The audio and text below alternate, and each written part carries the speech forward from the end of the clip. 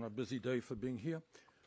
I just want to say a few words about some of what's going on. And as chairman of the Senate Budget Committee, I want to say a few words about the $3.5 trillion reconciliation bill that a number of us are fighting for. And I'd also like to make some brief comments about what Senator Manchin said earlier today. First, let us be clear. Poll after poll, including polls in West Virginia, show that what we are trying to do in this reconciliation bill is enormously popular among the American people. But it's not just the American people who support what we're trying to do. 48 out of 50 members of the Senate Democratic caucus support the bill, and 210 members, about 96% of the House Democratic caucus, support the bill. And by the way, the President of the United States supports the bill. And while we're at it, let me tell you who is vigorously opposed to this legislation. And I think it's important that the American people understand that, because this is the corruption of American politics. The pharmaceutical industry is currently spending hundreds of millions of dollars on lobbying, on campaign contributions, on advertising to oppose this bill, because they do not want to have us lower the outrageously high cost of prescription drugs in America. The health insurance industry is spending a huge amount of money because they do not want us to expand Medicare to cover dental, hearing aids, and eyeglasses. The fossil fuel industry, the coal companies and the oil companies, are spending millions of dollars despite the fact that the scientists are virtually unanimous in telling us that we must end our dependence on fossil fuel and move to energy efficiency and sustainable energy if we are going to save this planet. And it goes without saying that the billionaire class and the large corporations are spending a fortune in opposition to this bill because they love the idea that some of the wealthiest people in this country and the largest corporations in a given year do not pay a nickel in federal income tax. And they're fighting to preserve that absurdity. In other words, we are taking on some of the most powerful special interests in this country who will end up spending huge amounts of money in order to prevent us from doing what we should be doing, protecting the needs of working families, the elderly, the children, the sick, and the poor, and protecting this planet for future generations. Now, Senator Manchin, as I understand it, talked about today about not wanting to see our country become an entitlement society. Well, I am not exactly sure what he means by that. Does that mean that we end the $300 direct payments for working class parents, which have cut childhood poverty in this country as a result of the American Rescue Plan in half? Is protecting working families and cutting childhood poverty an entitlement? Does Senator Manchin think we should once again have one of the highest levels of childhood poverty of any major country on earth?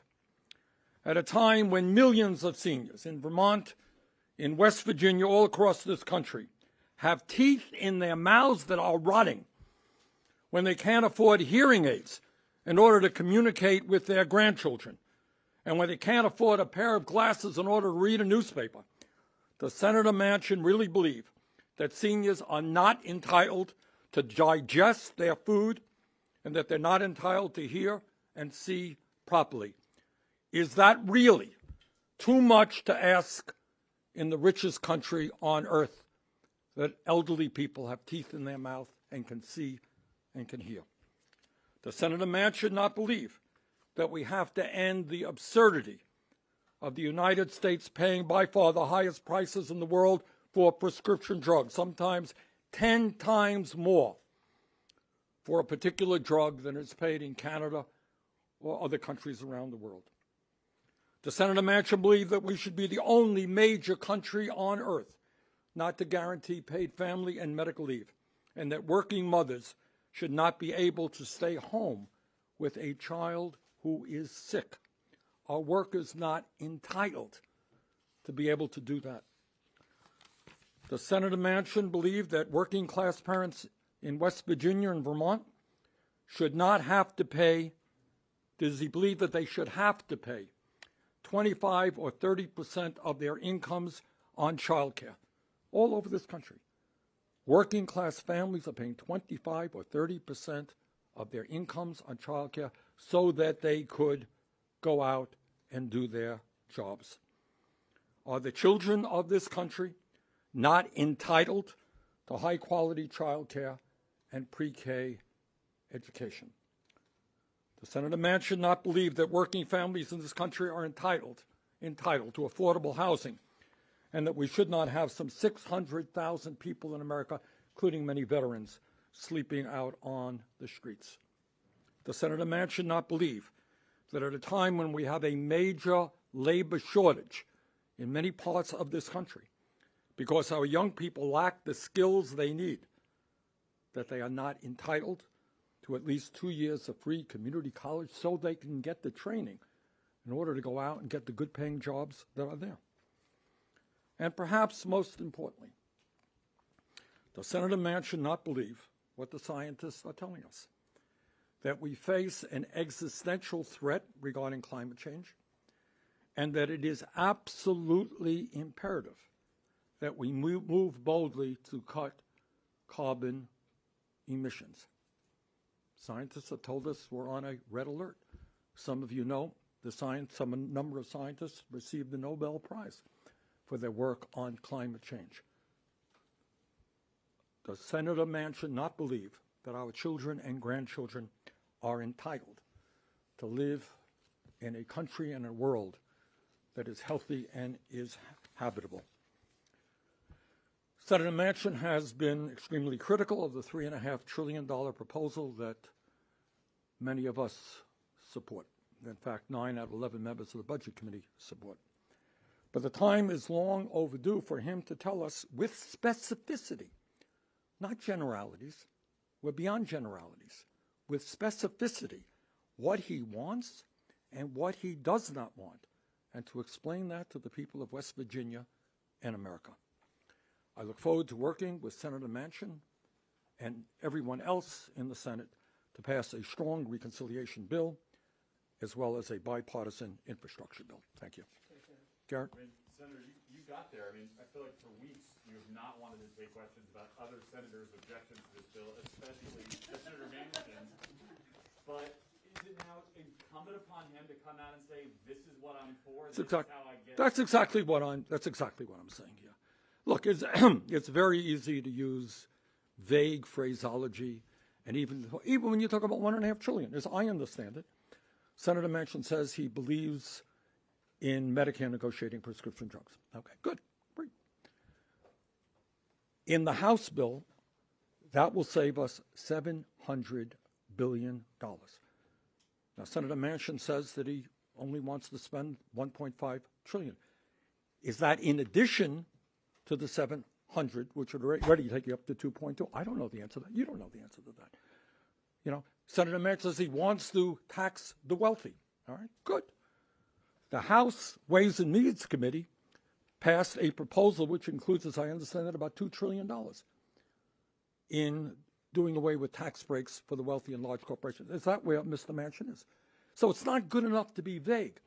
And I do not understand, to be honest with you, how in this time in world history you cannot talk about the crisis of climate change and tell us what you want to do. That is really inexcusable. As I've said many, many times, and I say this as a grandparent, I do not want my generation to have to look their kids and grandchildren in the eye and say, yes, we failed you, and the planet is now uninhabitable. Yeah. Senator, since we're talking about specificity here, and you're looking for that from Senator Manchin, some of your House colleagues have said that they understand now that 3.5 is not a realistic top number. The president has also said that. Are you willing to concede that 3.5 is too much? No. Look, am I willing to concede the 3? No. But I do believe 3.5 is too little, to be frank with you. Now, there's what I have said, and will repeat, this is going to be a give and take. This is part of the process, and we will be in the room in that give and take. Yes, ma'am. But you and Senator Manchin just have different fundamental views of government's role in society and what government should do. Yes. I mean, how do you resolve such philosophical differences? Good. That's a very good question.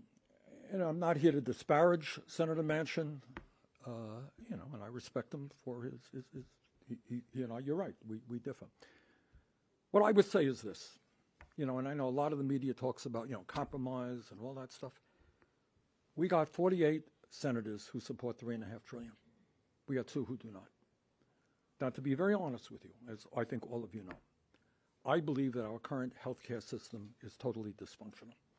And I strongly, strongly believe in a Medicare for All single-payer program. I could, in 5 minutes, go to Chuck Schumer, Senate Majority Leader, and say, Chuck, I can't support this bill unless you have a Medicare for All provision in there. But I'm not going to do that because I don't know how many, maybe half the members of the caucus, a third of the members of the caucus support that. It would be irresponsible. So my concern with Mr. Manchin is not so much what his views are. I disagree with him. But it is that it is wrong. It is really not playing fair that 1 or 2 people think that they should be able to stop what 48 members of the Democratic caucus want, what the American people want, what the President of the United States wants. That would be my position. So Senator Manchin has a right to fight for his point of view. He has not only a right to be heard, he has a right to get some compromises. He's a member of the Senate. But 2 people do not have the right to sabotage what 48 want and what the President of the United States wants. That, to me, is wrong. Yes, ma'am. Since you are the budget chairman and you obviously helped craft this $3.5 trillion plan, would it be feasible for you to get in a room with Senator Manchin and kind of hammer this out? And why hasn't that happened? Well, we do get in a room. Senator Manchin is part of leadership. I'm part of leadership, and without going further, that discussion has taken place, and I expect will continue to take place. Yes, ma'am. A little louder, please. In your discussions with President Biden, have you encouraged him to not scale that number back, after his most recent comments? Well, look, this is what I think. As I've said before, look, if we were in a room and in a caucus where half the people wanted something lower and half the people wanted something higher, you got to go somewhere in the middle. We're not in that position. So I think there's got to be some give or take. But to ask 48 people to go down to where 2 people want, that just seems to be unfair, not to mention when poll after poll shows where the American people want us to be is not where Mr. Manchin is. All right, maybe 1 or 2 questions. Yes, sir.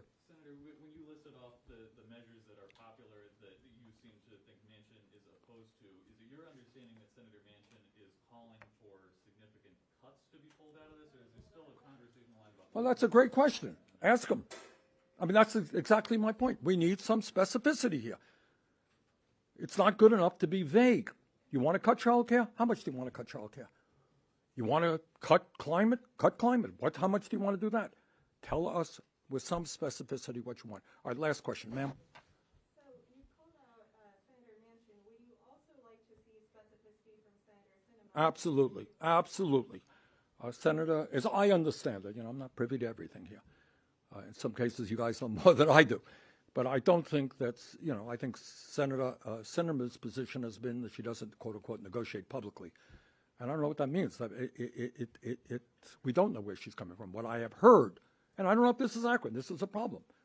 I have heard that she is opposed to having Medicare negotiate prescription drug prices with the pharmaceutical industry and lowering prescription drug prices. I have heard that she is opposed to asking the wealthy and large corporations to pay their fair share of taxes. That is what I have heard. Maybe I'm wrong. But I think to answer your question, yeah, I would love to see her. In the same sense as Senator Manchin, tell us what you want and don't want. Thanks very much.